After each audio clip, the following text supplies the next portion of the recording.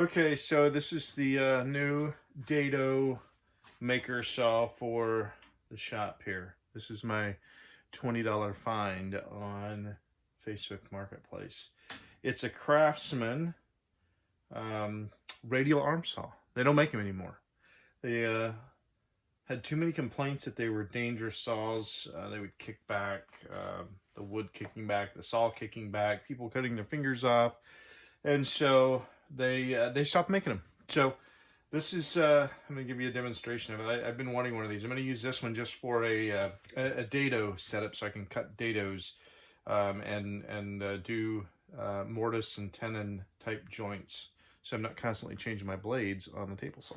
So it's got a trigger so you can see the cable right here. I don't know if you can see this, but right here, this is a safety feature that they added. The old ones, I remember my dad had one, and that thing, it probably did cut a few fingers off, but this one, it just comes right here, and you can't pull it anymore.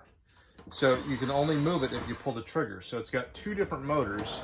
It's got a motor back here, and then it's got a motor here, which operates the actual blade housing. I don't have a blade on it yet. I haven't put my dado blade on. So you have live power, so when you pull the trigger, that's the only way it releases that cable in the back. So that's the safety feature that they've added. Now, if you want to do a cut, you can lock this here anywhere you want to. So there's measuring opportunities here on the side. The cool thing about this saw is it also, and again, I don't have it mounted yet, but it will actually rotate, I think up to 60 degrees both directions.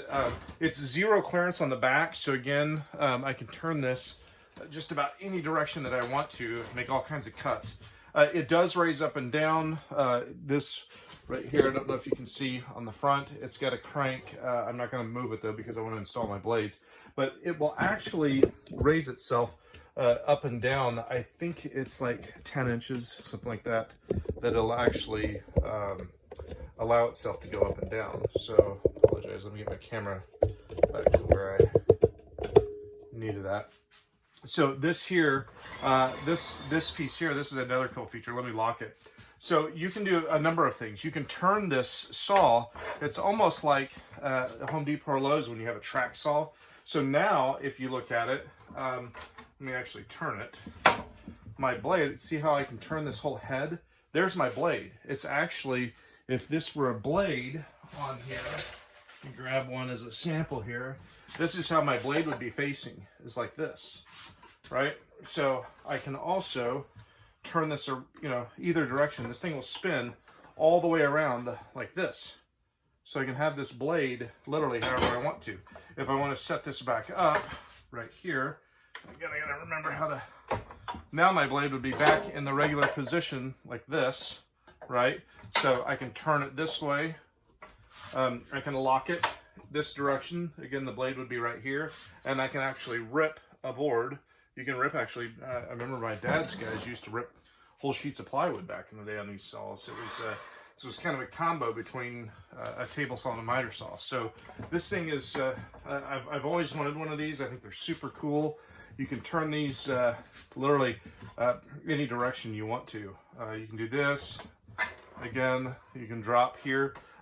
For mortise and tenon, for example, here, I can lower this down and I can cut through a board. I don't have an example here, but if I wanted to cut through a board this direction and cut the thickness here and make a tenon, so to speak, then I could actually do that with this saw. So anyways, I'm super excited to have this one as part of my never-ending tool collection.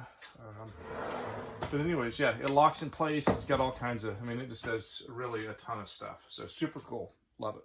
So there's another feature that I wanted to show right here. I don't know if I can get this close enough. Let me see here if I can move my camera down right here, but I don't know if you can see this or not. I'm gonna figure out where my camera is. But right here, let me pull this out and maybe that will help. Yeah, there we go. So right here, I can actually change the speed. You can see it's got A, B, and C. We're on A now. So if I let this go back in, you see how slow it goes? I can't pull it any faster. That's the slowest speed. So, you know, if you've got a hard wood or something you don't want to splinter, I can change the speed on how fast. And then if I go to B, I can pull it back, it goes a little bit faster, and then I can change it up to C. It automatically retracts back. So now C will actually go faster, and then if I want it to retract, it just goes back on its own. So the good thing about this saw is I got it from a wonderfully nice lady. It was her brother's. He passed away. She wanted it to go to somebody that would use it and that would appreciate it and enjoy it as much as he did. She sold it to me for a whopping $20. So this is my $20 find on Facebook Marketplace today. It's going to be just a super fun, great addition to the shop. My wife's going to keep asking me, how many more tools do you think you need? There's a bunch more I don't have. So anyways, love the saw. Thanks, Mary. So I named the saw Mary. Mary was the lady that sold it to me for 20 bucks on Facebook. So I'm actually going to build her a birdhouse using part of this saw and take it to her so that she can have to replace the memory of her brother. So I figured that was a nice thing I could do.